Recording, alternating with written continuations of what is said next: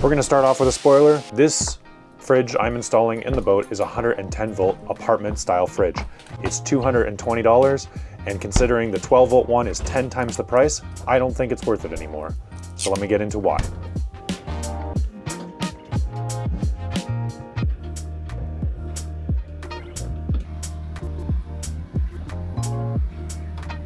Well, I've got an issue. This doesn't fit.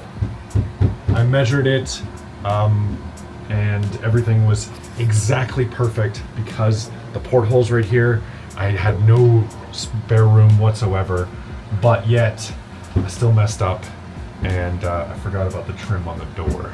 So now either I have it closed and it gets past that eventually, or down here a little bit lower, it doesn't close at all. So what I'm gonna do is just cut the bottom of this bulkhead off of the hull, cut through the tab, move it over slightly, re-tab, re-glue, blah, blah, blah, blah, blah. All I need is a 1/4 inch. So I'm gonna go take a 1/2 inch, but yeah, the bulkhead will be slightly askew. It's okay, it's fine. Nothing's straight on a boat anyway.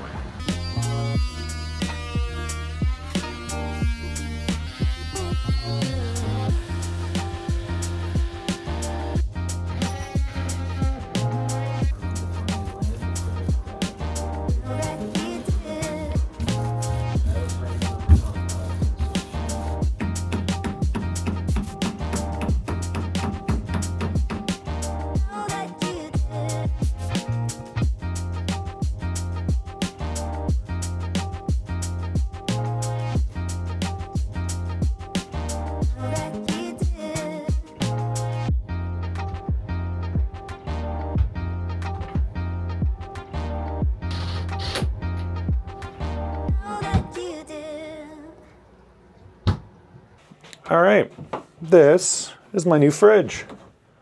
Isn't that great?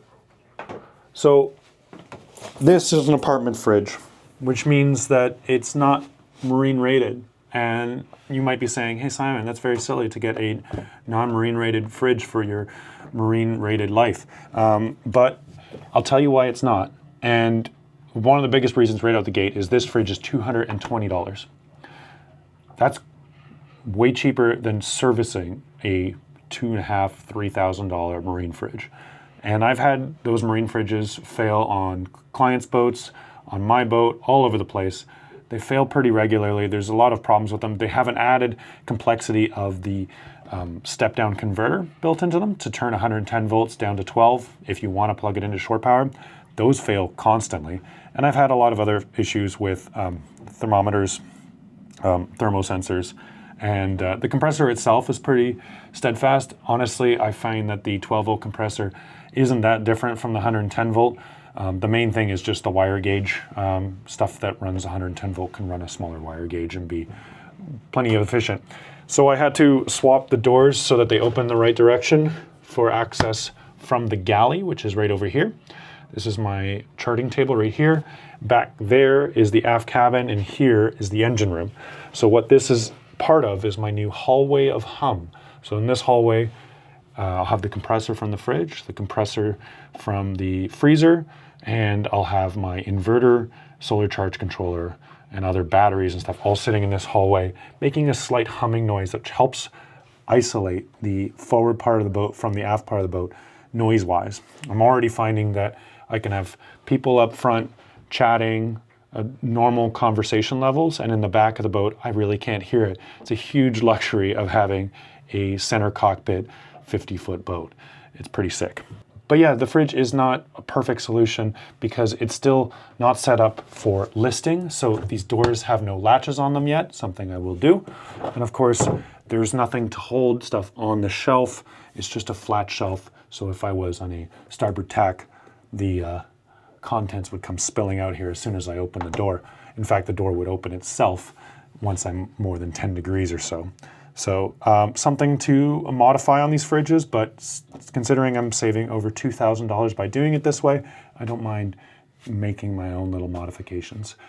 The last thing I really want to stress about this is that when a fridge fails and you're without a fridge suddenly, trying to track down somebody who can work with the fluids that are inside of this, the refrigerants, and getting that to your boat on time before you spoil a ton of food and don't have a fridge for weeks on end, that's a huge pain in the butt.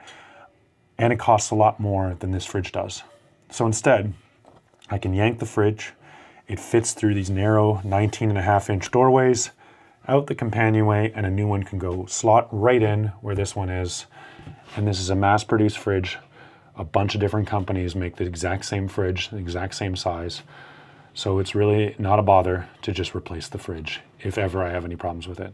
That being said, I know plenty of you have fridges humming away in your house that are older than I am. And yeah, they do tend to work a pretty long time. So not all that complicated. Anyway, that's why.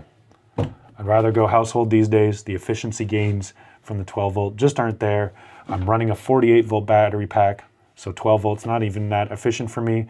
And the inverters are just so much better than they used to be. So from all my measurements on my previous boat, I was only saving 5 watts on the other fridge freezer combo.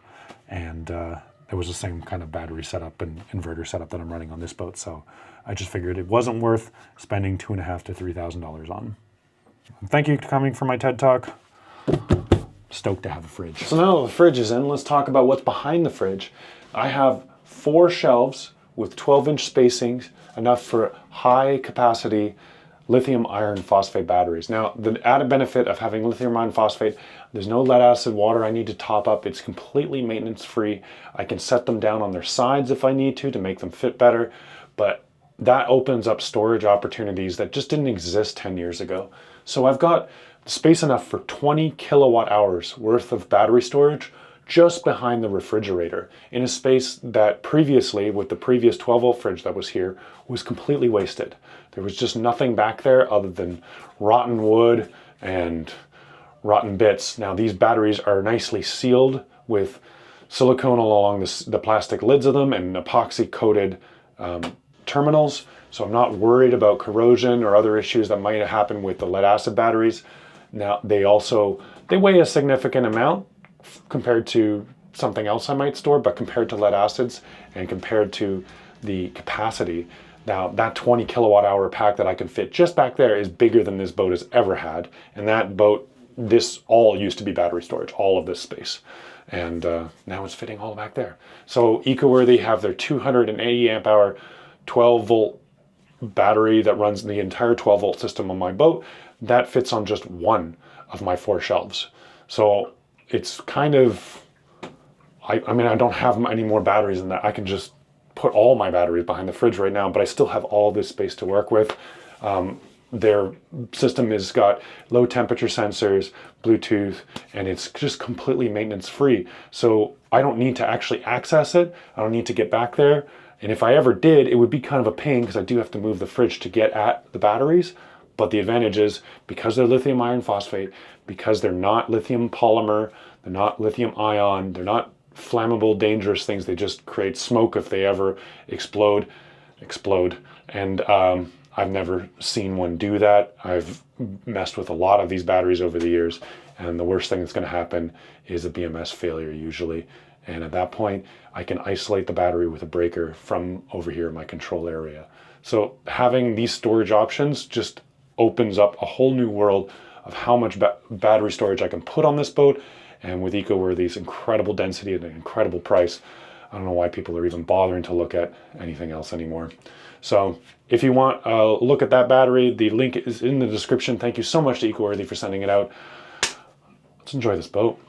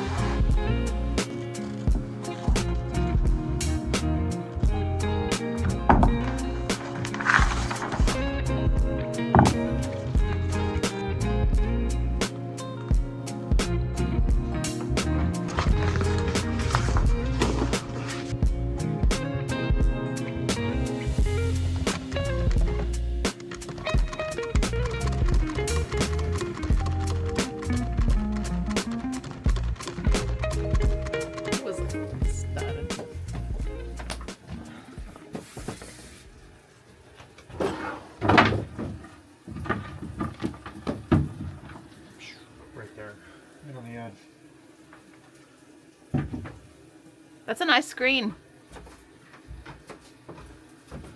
This is the first year we're actually celebrating Perihelion Day properly, other than just noting it in the calendar.